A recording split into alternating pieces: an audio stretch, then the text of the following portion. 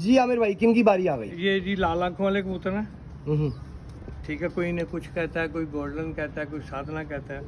ये कबूतर जो से हैं मेरे पास हैं, ये मैर साहब के और मियाँ साहब के घर के हैं। मियाँ साहब के बात ये है कबूतरबाजी में, जहाँ मियाँ नज़ीर साहब का नाम नहीं होगा वहाँ कबूतरबाजी कंप्लीट नहीं होगी। कंप्लीट नहीं। उड़ान में मिस्त्रियों का घर मिस्त्री नहीं है, उससे बड़ा घर उड़ान में आज तक कोई भी नहीं हुआ, ना है ना आएगा इंशाल्लाह। बहुत बड़ा नाम है। हाँ जी, कोई शक नहीं, इसमें कोई दो राय नहीं।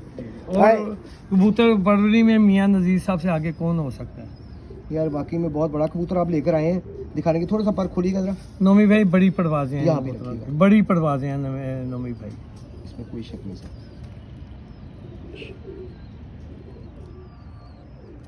आंख दिखाइएगा।